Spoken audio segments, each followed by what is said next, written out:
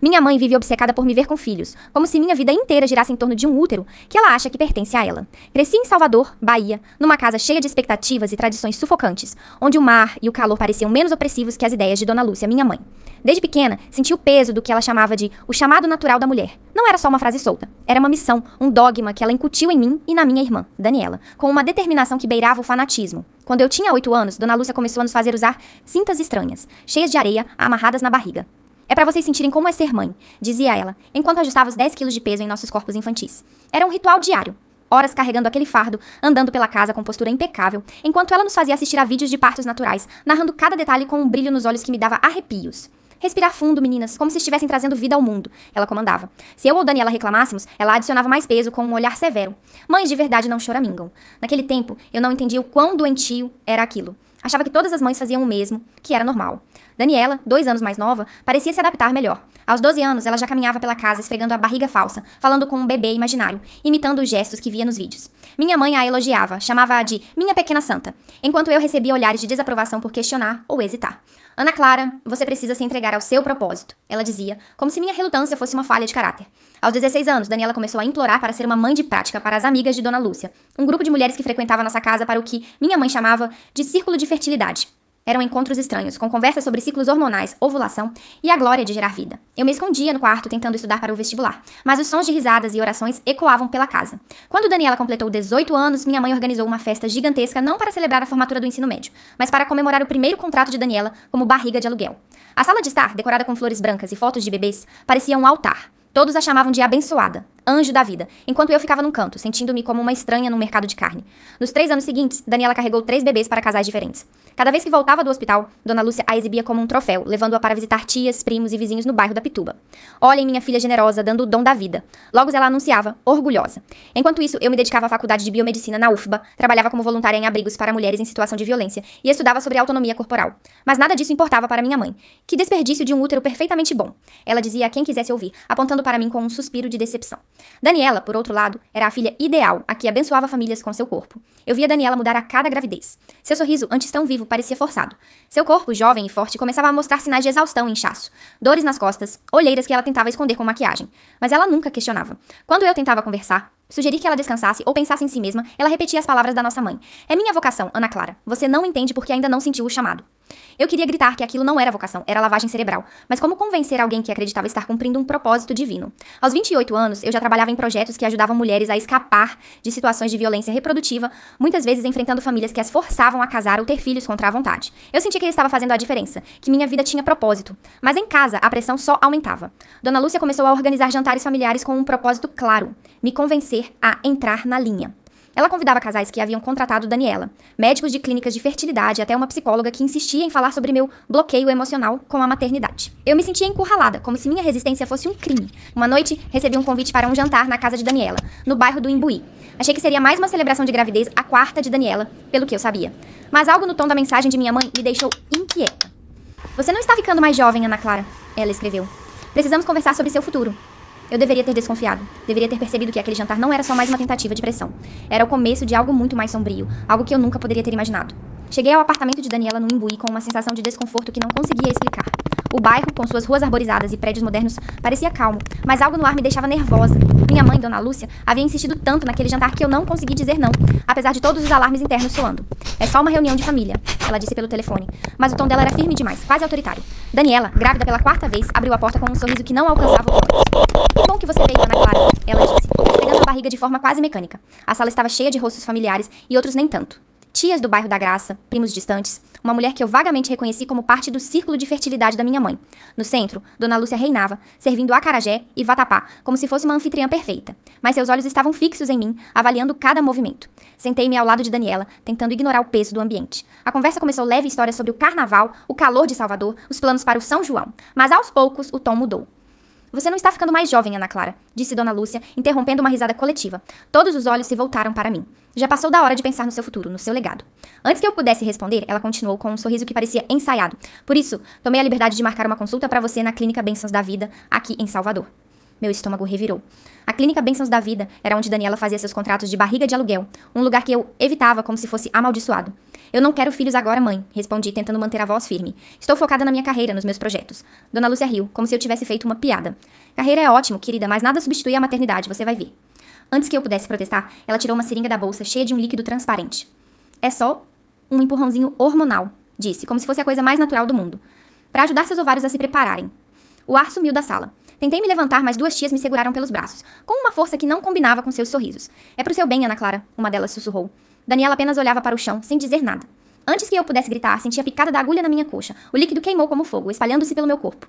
Minha visão ficou turva e uma dor lancinante tomou conta do meu abdômen. Você vai estar pronta para a coleta em 2 semanas, ouvi minha mãe dizer ao telefone, enquanto eu desmaiava. Acordei no hospital Jorge Valente, com tubos conectados ao meu braço e uma dor que parecia rasgar meu corpo por dentro. O diagnóstico. Síndrome de hiperestímulo ovariano. Uma reação grave aos hormônios que haviam me injetado. Uma enfermeira, com olhos gentis, me observou enquanto checava meu prontuário. Você está bem agora, mas foi por pouco. Ela disse, baixando a voz. Isso não é normal, Ana Clara. Parece que tem algo maior acontecendo. Pelo vidro da janela do quarto, vi minha mãe no corredor, tentando forçar a porta de saída de emergência, o rosto contorcido de raiva. Quando me viu, ela encostou no vidro, articulando palavras que eu não conseguia ouvir direito, mas que pareciam dizer, ingrata. O telefone ao lado da cama tocou.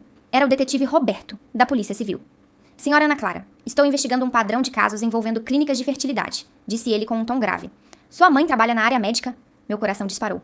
Ela é recepcionista na clínica Bênçãos da Vida, respondi, sentindo um nó no estômago. O detetive fez uma pausa, anotando algo em seu caderno. Estamos começando a juntar as peças, mas precisamos de mais evidências. Uma assistente social entrou no quarto. Uma mulher de meia-idade com olhos gentis, mas que congelou ao ver meu prontuário. Ana Clara Gonçalves, sua mãe é Lúcia Gonçalves, da clínica. Ela parecia nervosa, segurando a prancheta com força. Tivemos algumas interações com ela, disse, hesitante, entregando-me folhetos sobre recursos contra a violência doméstica. Suas mãos tremiam levemente e ela continuava olhando para a porta como se esperasse alguém entrar a qualquer momento. Enquanto o detetive fazia anotações, descrevia o jantar, a seringa, a pressão constante da minha mãe. Comecei a perceber que isso não era apenas sobre controle familiar. Havia algo maior, mais organizado. Minha mãe mencionara a coleta de óvulos em 2 semanas, como se fosse uma transação comercial. No meu celular, acessei meu portal médico, procurando respostas. Encontrei documentos recentes que eu nunca tinha visto autorizações para tratamentos de fertilidade com minha assinatura, mas não era minha caligrafia. Meu coração disparou. Alguém estava manipulando meu registro médico. A enfermeira voltou mais tarde, checando meu soro. Você precisa tomar cuidado, ela sussurrou, ajustando meu travesseiro. Eles monitoram tudo. Verifique as configurações de localização do seu celular. Alguém está te rastreando. Suas palavras me gelaram. Minha mãe não estava apenas obcecada. Ela estava envolvida em algo muito mais perigoso, algo que parecia tráfico humano disfarçado de cuidado maternal. Eu estava no centro de uma rede, e cada movimento meu parecia estar sendo vigiado. No hospital Jorge Valente, o silêncio da madrugada era interrompido apenas pelos gemidos distantes de outros pacientes e pelo bip constante dos monitores. Eu estava deitada, olhando para o teto, ensaiando mentalmente cada palavra que diria na avaliação com a doutora Margarida Fontes. Sabia que ela era uma peça-chave no plano da minha mãe, Dona Lúcia, para me forçar a abraçar a maternidade, ou pior, para me prender num ciclo de tratamentos forçados na clínica Bênçãos da Vida, em Salvador. Minha única chance era fingir que eu estava curada da minha suposta resistência à maternidade, enquanto procurava uma brecha para escapar. Às 8 horas em ponto, Dora Margarida entrou no meu quarto, carregando uma maleta de couro e exibindo um sorriso que não alcançava os olhos. Ela era exatamente como eu me lembrava das reuniões do Clube do Livro da minha mãe no bairro da Graça. Cabelo grisalho bem penteado, óculos de leitura pendurados numa corrente de pérolas, a imagem perfeita de uma profissional respeitável. Ana Clara, querida, disse ela com um tom falsamente acolhedor. Sua mãe me contou tanto sobre suas lutas internas. O detetive Roberto, que insistira em estar presente, ficou inquieto, mas ela levantou a mão. Essa avaliação precisa ser confidencial, detetive. Protocolo padrão. Estou aqui como observador, ele respondeu firme, mas ela apenas anotou algo em seu tablet, ignorando-o. Quando ele saiu, a porta se fechou com um clique que soou como uma sentença. Dr. Margarida sentou-se, cruzando as pernas. Vamos falar sobre seus conflitos com a maternidade, começou.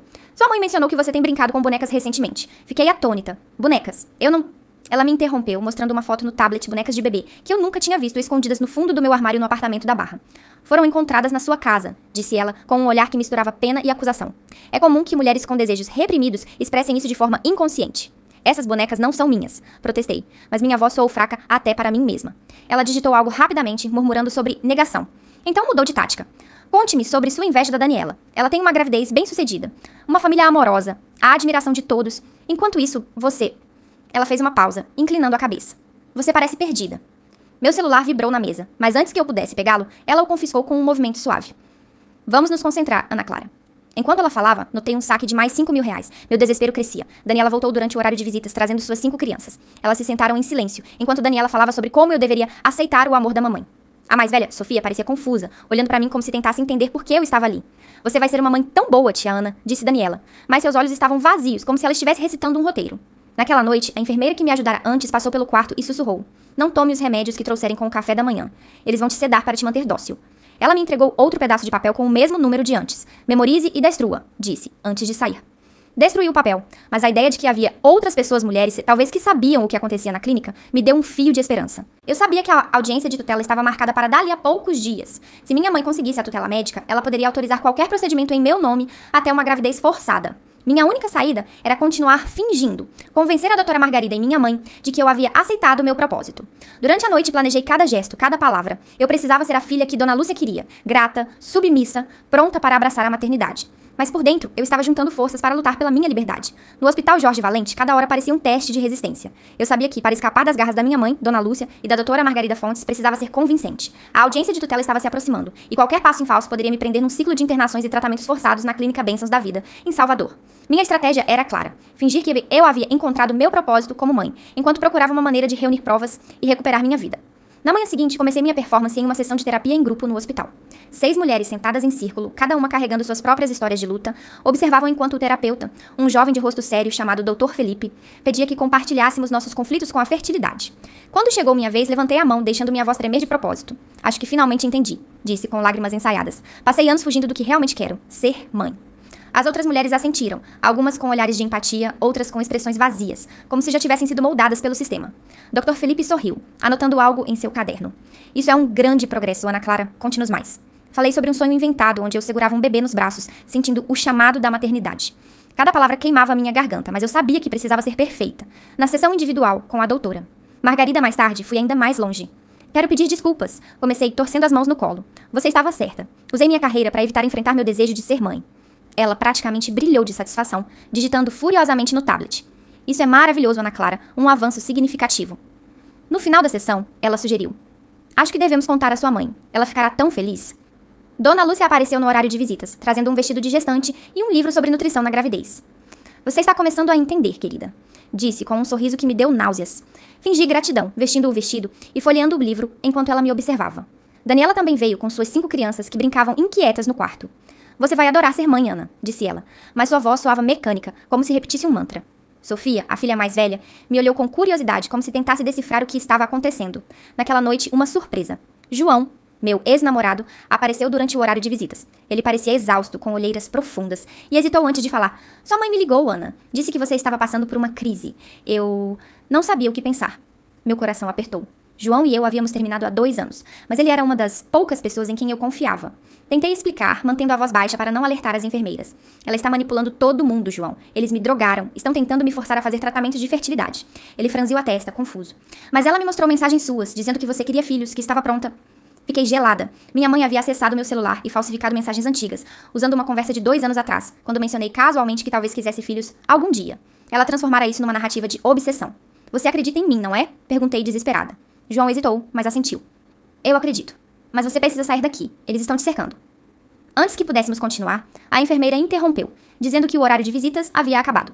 João me entregou um bilhete escondido, com um número de telefone e a mensagem: "Ligue se puder. Estou com você." Memorizei o número e destruí o papel, sabendo que qualquer evidência poderia ser usada contra mim. Mais tarde, chequei meu celular escondido e vi outro saque na minha conta. Na manhã seguinte, doutora Margarida chamou uma sessão de emergência. "Sua mãe me disse que você está pesquisando sobre fertilidade", disse ela, com um sorriso satisfeito. Meu coração parou. Elas sabiam que eu tinha acessado o site da clínica no computador do hospital, mas não que era uma fachada para buscar informações sobre a audiência. "Estou tão orgulhosa do seu progresso que recomendo sua liberação imediata", continuou ela, "com a condição de continuar a terapia em regime ambulatorial, claro." Fiquei atônita. Liberação? Era bom demais para ser verdade, então ela acrescentou: "Sua mãe marcou uma consulta na Bênçãos da Vida para amanhã à tarde, um grande passo na sua jornada." O alívio se transformou em pavor. A consulta coincidia com a audiência de tutela. Minha mãe estava me levando diretamente para a armadilha, e eu precisava encontrar uma maneira de chegar ao tribunal antes que fosse tarde demais. Fui liberada do Hospital Jorge Valente às 9 horas da manhã, com o coração batendo tão rápido que parecia que ia explodir. Dona Lúcia me esperava na recepção, segurando um buquê de flores e uma sacola com vitaminas pré-natais. "Para preparar seu corpo", disse ela, com um sorriso que parecia mais uma ameaça velada. Eu forcei um sorriso, abraçando-a como parte da minha performance de filha submissa. "Obrigada, mãe. Estou pronta para começar." Menti, enquanto minha mente corria para encontrar uma saída. A consulta na Clínica Bênçãos da Vida estava marcada para as 14 horas, exatamente o mesmo horário da audiência de tutela no Fórum Rui Barbosa, no centro de Salvador. Não era coincidência, minha mãe queria me manter longe do tribunal. "Preciso passar no meu apartamento na Barra primeiro", disse, tentando soar casual. "Quero trocar de roupa, me sentir normal de novo." Dona Lúcia hesitou, mas concordou, provavelmente confiante de que eu estava sob controle. No carro, enquanto dirigíamos pelas ruas movimentadas de Salvador, ela falava incessantemente sobre os planos para minha jornada de fertilidade. Eu assentia, fingindo entusiasmo, mas meu celular escondido na bolsa era minha única esperança. Durante a noite, eu havia enviado um e-mail vago para uma colega da firma, Mariana, especialista em direito de família. Dei a ela minha senha de e-mail e pedi que verificasse uma pasta chamada Pessoal, onde eu guardava capturas de tela de Hawkins de documentos forjados e registros de saques bancários. Chegando ao meu apartamento, tranquei-me no banheiro, alegando nervosismo. Liguei para Mariana, mantendo a voz baixa. Consegui o e-mail, Ana Clara, disse ela. A audiência é às 14 horas. Posso pedir um adiamento de emergência, mas sem você presente será mais difícil. Meu coração disparou. Não posso estar lá, Mariana. Minha mãe vai me levar para a clínica. Mas tudo o que você precisa está na pasta. Assinaturas falsificadas, e-mails enviados do meu endereço sem minha autorização, saques da minha conta. Ela prometeu agir rápido, e eu desliguei quando ouvi Dona Lúcia batendo na porta. Tudo bem, querida? Perguntou com aquele tom doce que escondia controle. Saí do banheiro e encontrei minha mãe rearrumando minha estante, substituindo meus livros de direito por guias de gravidez e maternidade. Assim está muito melhor, disse ela, entregando-me um vestido soltinho que gritava, futura mãe. Coloquei a roupa, sentindo cada fibra como uma traição aos meus princípios, mas sabendo que precisava manter a fachada. No caminho para a clínica Bênçãos da Vida, no bairro de Ondina, o trânsito de Salvador parecia conspirar contra mim. O calor úmido grudava o vestido na minha pele e os olhos de Dona Lúcia não saíam de mim, como se ela pudesse ler meus pensamentos. Na clínica, a sala de espera estava cheia de casais esperançosos e jovens mulheres com olhares distantes, que me lembravam Daniela. Reconheci aquele vazio, o mesmo que vi na minha irmã, após anos de gestações forçadas.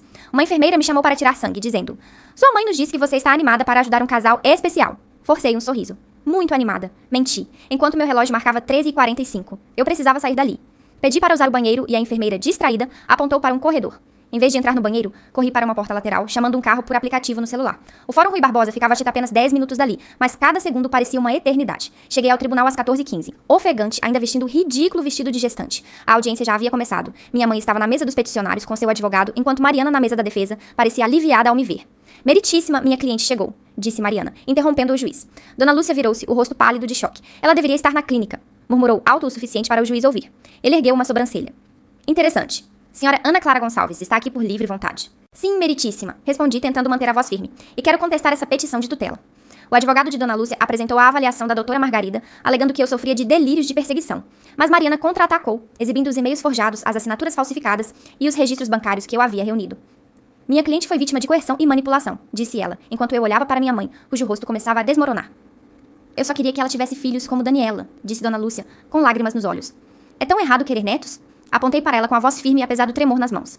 "Você tem netos, mãe. Daniela mal consegue andar depois de tudo que você fez com o corpo dela. Você a condicionou desde os 8 anos a acreditar que seu único valor é gerar bebês." O juiz pediu ordem, mas eu sabia que aquele momento era decisivo. Minha liberdade estava em jogo, e eu precisava que a verdade viesse à tona antes que a armadilha se fechasse. O ar no Fórum Rui Barbosa estava pesado, carregado de tensão, enquanto eu enfrentava minha mãe, Dona Lúcia, na audiência de tutela. O juiz, um homem de meia idade, com óculos de armação fina, folheava os documentos que Mariana, minha colega advogada, me havia apresentado. E-mails forjados enviados do meu endereço, autorizações médicas com assinaturas falsificadas, registros de saques bancários que esvaziavam minha conta. Cada prova era uma facada no plano meticuloso de Dona Lúcia, mas seus olhos ainda brilhavam com uma mistura de raiva e convicção. "Meritíssima, minha cliente foi vítima de uma campanha de coerção orquestrada por sua própria mãe", disse Mariana, apontando para os documentos projetados no telão do tribunal. Assinaturas falsificadas, manipulação de registros médicos, até uma injeção hormonal forçada que levou Ana Clara ao hospital com uma condição grave. O juiz franziu a testa, olhando para Dona Lúcia. "Senhora Gonçalves, como explica isso?" Minha mãe se levantou, com lágrimas escorrendo pelo rosto, a imagem perfeita de uma mãe sofrida. "Eu só queria o melhor para minha filha", disse ela, com a voz trêmula. "Queria que ela tivesse a alegria de ser mãe, como Daniela. É tão errado querer netos." A sala ficou em silêncio, mas eu não podia deixar aquela narrativa vencer. "Você tem netos, mãe", retruquei, minha voz ecoando no tribunal. "Daniela já deu 6 filhos a você e à clínica Bênçãos da Vida. Ela mal consegue andar por causa do que você fez com o corpo dela, condicionando-a desde criança a acreditar que seu único valor é ser uma máquina de reprodução." O juiz pediu ordem, mas eu continuei. "Ela me injetou hormônios contra minha vontade, falsificou documentos, drenou minha conta bancária. Isso não é amor, é controle." Mariana apresentou os resultados de um teste de folículo capilar que ela havia conseguido por meio de um mandado, comprovando a presença de hormônios no meu organismo sem meu consentimento. O advogado de Dona Lúcia tentou argumentar que eu estava instável, citando a avaliação da doutora Margarida Fontes, mas o juiz parecia cético. "Essas evidências sugerem um padrão de manipulação que vai além de uma disputa familiar", disse ele, folheando os documentos. Após 1 hora de argumentos, o juiz bateu o martelo. "A petição para tutela médica é negada", declarou. "As evidências apresentadas indicam uma tentativa clara de coerção e manipulação. Senhora Gonçalves, recomendo que se abstenha de interferir nas decisões da sua filha." O alívio me envolveu como uma onda, mas o olhar de Dona Lúcia, uma mistura de derrota e raiva, me lembrou que isso não era o fim. Ela saiu do tribunal sem dizer uma palavra. Mas eu sabia que sua obsessão não desapareceria tão facilmente. Voltei para meu apartamento na Barra naquela noite, exausta, mas determinada a retomar minha vida. João, meu ex-namorado, insistiu em ficar comigo, não por romantismo, mas porque acreditava em mim. Eu vi as mensagens que sua mãe me mostrou, disse ele, sentado no sofá. Eram tão convincentes, Sana. Ela pegou uma frase sua de anos atrás e construiu uma história inteira. Balancei a cabeça, sentindo o peso da manipulação. É assim que ela trabalha, uma semente de verdade, uma montanha de mentiras. Nos dias seguintes, comecei a reconstruir minha vida. Minha firma me recebeu de volta após eu explicar a situação, e Mariana me ajudou a recuperar o acesso às minhas contas de e-mail e bancárias. Mas Dona Lúcia não desistiu. Recebi mensagens de parentes distantes, colegas de trabalho e até do padre da igreja que frequentávamos no bairro da Graça, todos expressando preocupação com minha saúde mental. Cada mensagem era um lembrete de que minha mãe ainda estava tentando me controlar, mesmo à distância. Documentei tudo, construindo um arquivo para um possível pedido de ordem de restrição. Enquanto isso, soube por uma prima que Daniela havia dado à luz seu sexto filho, mas com complicações graves. Os médicos a alertaram que outra gravidez poderia ser fatal. Quis sentir raiva, vingança, mas só senti tristeza. Daniela era minha irmã, apesar de tudo, e agora enfrentava as consequências de anos de exploração. Eu queria alcançá-la, mas ela ainda estava sob o domínio da nossa mãe. Então, recebi uma ligação inesperada de um número desconhecido. Tia Ana, sou eu, Sofia, disse uma voz pequena. Era a filha mais velha de Daniela, de apenas 7 anos. Mamãe tá doente de novo, e vovó fica falando que quando eu crescer vou ter bebês como ela. Eu não quero isso. Meu coração se partiu, mas também se encheu de determinação. Sofia precisava de mim, e eu não podia deixá-la cair na mesma armadilha. De volta ao meu apartamento na Barra Salvador, o silêncio da noite era quebrado apenas pelo som distante das ondas do mar e pelo zumbido do meu celular, que não parava de receber mensagens. Cada notificação era um lembrete de que Dona Lúcia, minha mãe, não havia desistido. Após a audiência no Fórum Rui Barbosa, onde a petição de tutela foi negada, ela passou a usar mensageiros, tias, primos, até o padre da igreja do bairro da Graça, para me pressionar. Estamos orando por você, Ana Clara, dizia uma mensagem de uma tia distante. Sua mãe só quer seu bem. Documentei cada uma, adicionando ao arquivo que eu construía para um pedido de ordem de restrição. Mas minha maior preocupação agora era Sofia, a filha mais velha de Daniela, que me ligara em segredo. Aos 7 anos, ela já carregava o peso das expectativas de Dona Lúcia. Vovó diz que vou ter bebês como a mamãe. Ela sussurrou ao telefone, usando o celular de uma amiga na escola. Não quero isso, tia Ana. Cada palavra dela era um eco da minha própria infância, quando minha mãe nos forçava a usar cintas cheias de areia para treinar para a maternidade. Prometi a Sofia que a ajudaria, mas precisava ser cuidadosa. Qualquer movimento errado poderia colocá-la em risco. Enquanto tentava reorganizar minha vida, recebi uma ligação do detetive Roberto. Ana Clara, suas informações sobre a Clínica Bênçãos da Vida foram cruciais, disse ele. Estamos investigando um padrão de coerção envolvendo várias mulheres jovens. Sua mãe é uma peça pequena mais importante nesse esquema. Ele mencionou que a clínica, localizada em Ondina, estava sendo monitorada, mas faltavam provas concretas para uma ação judicial. Se você encontrar mais evidências, qualquer coisa me avise, pediu. Senti uma faísca de esperança, mas também medo. Expor a clínica significava enfrentar não apenas minha mãe, mas uma rede inteira.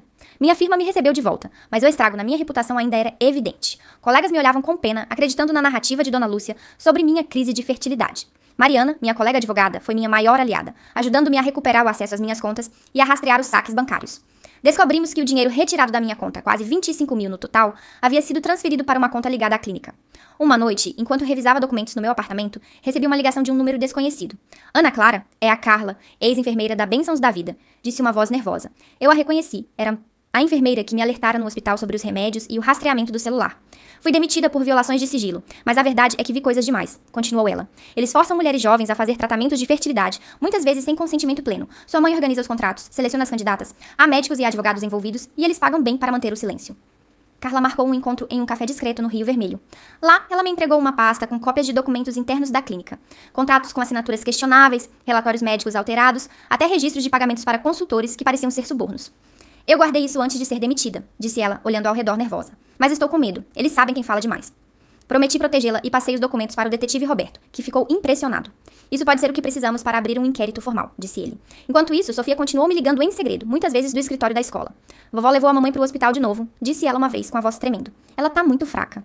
Daniela, minha irmã, estava sofrendo as consequências de sua sexta gravidez, e eu sabia que Dona Lúcia não pararia até moldar Sofia da mesma forma. Comecei a orientar Sofia a evitar conversas sobre bebês com a avó, ensinando-a frases para desviar o assunto.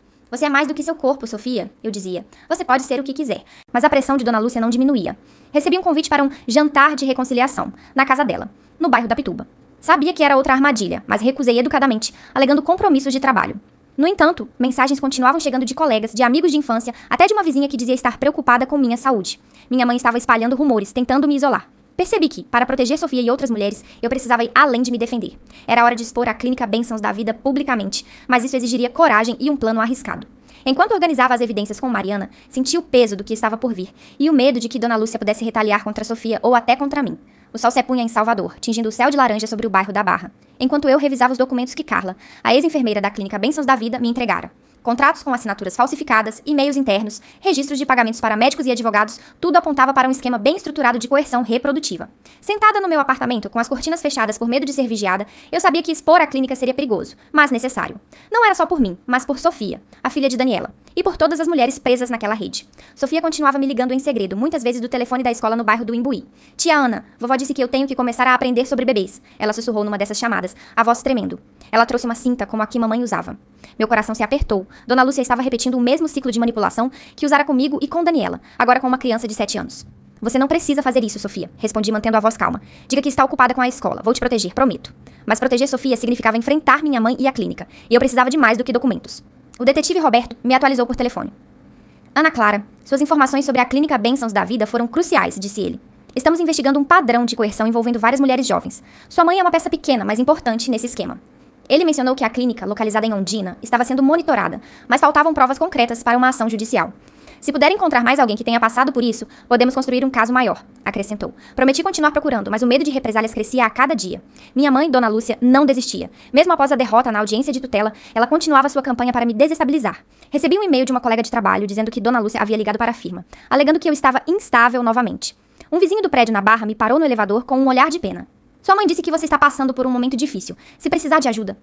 Cada interação era um lembrete de que ela ainda tinha poder, usando sua rede de contatos no bairro da Graça, e além para espalhar mentiras.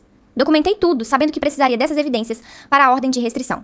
Enquanto isso, soube por uma amiga em comum que Daniela estava internada novamente no Hospital Jorge Valente, em estado crítico após complicações de sua sexta gravidez. Os médicos disseram que o corpo dela não aguenta mais, contou a amiga. Ela está em repouso absoluto, mas sua mãe insiste que ela vai se recuperar para continuar sua missão. A raiva e a tristeza se misturavam em mim. Daniela era vítima tanto quanto eu, moldada desde criança para acreditar que seu único valor estava em gerar bebês. Quis visitá-la, mas sabia que Dona Lúcia estaria lá, controlando cada movimento. Carla, a ex-enfermeira, tornou-se minha principal aliada. Encontramos-nos novamente num café discreto no Rio Vermelho, onde ela me entregou mais documentos. E-mails internos da clínica discutindo candidatas ideais para barrigas de aluguel. Muitas delas jovens vulneráveis de bairros periféricos de Salvador. Eles oferecem dinheiro, bolsas de estudo, até empregos, mas depois prendem as mulheres em contratos que elas não entendem. Explicou Carla, com os olhos cheios de culpa. Eu vi isso acontecer por anos e não fiz nada, mas agora quero ajudar. Combinamos que ela tentaria contatar outras ex-funcionárias que poderiam testemunhar. Enquanto planejava expor a clínica, recebi outra ligação de Sofia. Tia Ana, vovó está brava porque eu disse que não quero usar a cinta, disse ela, quase chorando. Ela disse que sou igual a você, que estou lutando contra a natureza. Meu sangue gelou. Dona Lúcia estava intensificando a pressão sobre Sofia, e eu temia que ela a levasse para a clínica. Orientei Sofia a fingir obediência, como eu fizera no hospital, enquanto pensava num plano para tirá-la daquela casa. Decidi que a exposição da clínica precisava ser pública. Com a ajuda de Mariana, comecei a organizar uma denúncia formal, planejando uma coletiva de imprensa com o apoio de organizações de direitos das mulheres. Mas o risco era enorme. Dona Lúcia tinha olhos em todos os lugares, e se descobrisse meus planos, poderia retaliar contra Sofia ou até contra Carla. Enquanto reunia as últimas evidências, recebi uma mensagem anônima. Pare de cavar, ou vai se arrepender. O número era desconhecido, mas o tom era inconfundível. Minha mãe estava um passo à frente e eu precisava ser mais rápida para proteger Sofia e desmantelar a rede antes que fosse tarde demais. O sol se punha em Salvador, tingindo o céu de laranja sobre o bairro da Barra, enquanto eu me preparava para a coletiva de imprensa no auditório da Ordem dos Advogados do Brasil, no centro da cidade. Após semanas de planejamento com Mariana, minha colega advogada, e Carla, a ex-enfermeira da clínica Bênçãos da Vida, estávamos prontas para expor o esquema de coerção reprodutiva que havia destruído tantas vidas, incluindo a da minha irmã, Daniela, e quase a minha. Meu coração batia forte, mas não era mais medo, era determinação. Sofia, a filha de Daniela, dependia de mim, e eu não podia falhar. Os documentos que Carla me entregara, contratos com assinaturas falsificadas, e-mails internos, registros de pagamentos foram organizados por Mariana em um dossiê devastador. Juntamos testemunhos de outras mulheres, contatadas por Carla, que haviam sido pressionadas a assinar contratos de barriga de aluguel sem entender as consequências. Algumas eram de bairros periféricos, como Cajazeiras e Itapuã, atraídas por promessas de dinheiro ou educação.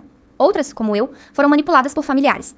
O detetive Roberto, da Polícia Civil, garantiu que a denúncia pública forçaria uma investigação oficial, mas alertou. Vocês estão mexendo com gente poderosa. Tenham cuidado. A coletiva, apoiada por organizações de direitos das mulheres, atraiu jornalistas de todo o Nordeste. Quando subi ao púlpito, com Mariana e Carla ao meu lado, senti o peso dos olhares. Contei minha história, a obsessão de Dona Lúcia, minha mãe, desde minha infância, as cintas de areia, a injeção hormonal forçada, a tentativa de tutela. Mostrei os documentos, projetei os e-mails forjados e os registros bancários que ligavam minha mãe à Clínica Bênçãos da Vida. Isso não é sobre amor maternal, declarei com a voz firme. É sobre tráfico humano disfarçado de fertilidade. A sala explodiu em perguntas e o impacto foi imediato. No dia seguinte, a clínica foi fechada para investigação e 2 médicos e um advogado foram presos. Dona Lúcia não apareceu na coletiva, mas soube que ela foi interrogada pela polícia. Seus contatos no bairro da Graça, tias, vizinhos, até o padre pararam de me mandar mensagens, talvez envergonhados ou com medo de se envolverem. Mas o preço da vitória foi alto. Daniela, ainda internada no Hospital Jorge Valente, recusava-se a me ver.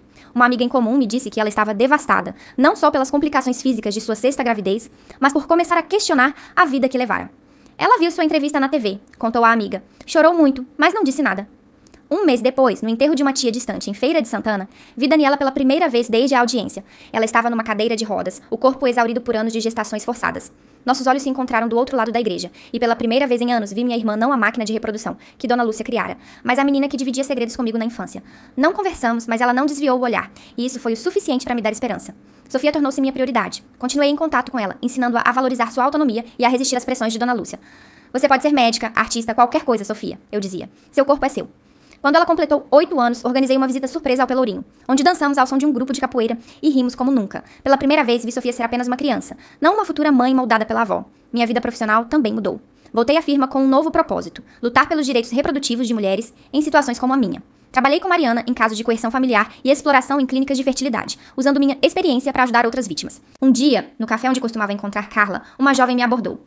Você é Ana Clara Gonçalves, disse ela. Ajudei uma amiga a escapar da família dela, que a forçava a ser barriga de aluguel. Foi por sua causa. Suas palavras me fizeram perceber que minha luta estava inspirando outras. A clínica Bênçãos da Vida nunca reabriu, e a investigação se expandiu para outras cidades do Nordeste. Dona Lúcia enfrentou acusações menores, mas suficientes para mantê-la afastada de mim e de Sofia. Ainda assim, eu sabia que a batalha nunca terminaria completamente não, enquanto existissem pessoas dispostas a explorar corpos femininos. Mas pela primeira vez, senti que tinha controle sobre minha própria história. E em algum lugar, meninas como Sofia estavam aprendendo que tinham escolhas, que seus corpos não eram mercadorias. Se você se identificou com essa história, ou sentiu o impacto da luta de Ana Clara, não esqueça de se inscrever para não perder as próximas. Compartilhe sua voz e junte-se a nós na defesa da autonomia e da justiça.